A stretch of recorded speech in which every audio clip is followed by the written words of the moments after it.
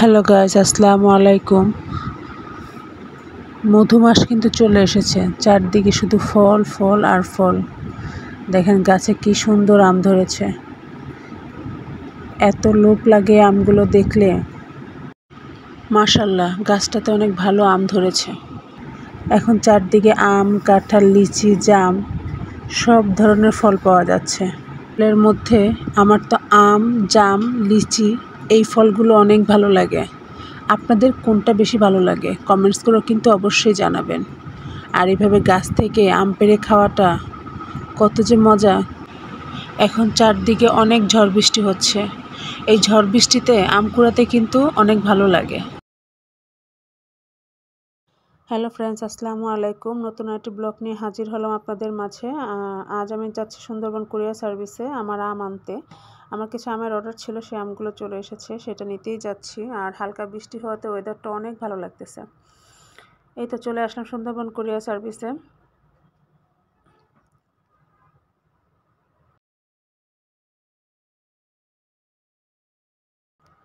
এই তো এখানে এসেও কিছুক্ষণ সিরিয়ালে দাঁড়াতে হলো, কারণ এখন তো ফলের সিজন, সবাই ফল মানে অর্ডার করতেছে, আনতেছে, সেজন্য একটু ভিড় ছিল। তারপর বেশিক্ষণ না, অল্প কিছুক্ষণ দাঁড়ানোর পরেই আমাদের একজন ভাইয়া এসে বলল আমাদের আমগুলো খুঁজে দিচ্ছে। এই যে এখন আম খুঁজতেছি ভাইয়াকে সাথে নিয়ে। এই সবগুলো হচ্ছে আম আর আম, দেখেন কত আম। মানে সবাই মনে হচ্ছে আমি অর্ডার দিই। এই যে অনেকক্ষণ খোঁজাখুঁজির পর আমরা আমাদের খাঁচাটা পেয়ে গেলাম। ভাইয়া কনফার্ম করছে আসলে এটা আমাদের খাঁচা কিনা। যখন কনফার্ম হলো, এখন ভাইয়া আমাদের খাঁচাটা নিয়ে রিকশায় উঠিয়ে দিচ্ছে।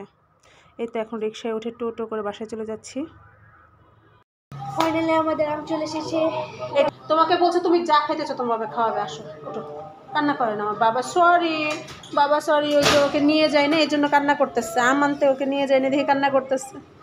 আল্লাহ, ওঠো মা, ওঠো ওঠো, সরি সরি সরি। বলছে তো বাবা নিয়ে যাবে, বাইরে নিয়ে যাবে। কাটো, তুমি কাটো। তুই কাম কাটো না যেতে বাবা। দেখছো ওর বুদ্ধি আছে, দেখছো।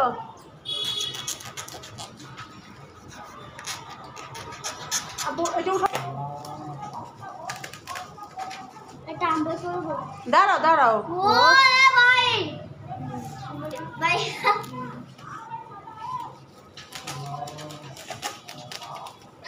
দুটা ইরহান আম আছে তো। এটা অনেক পাকা।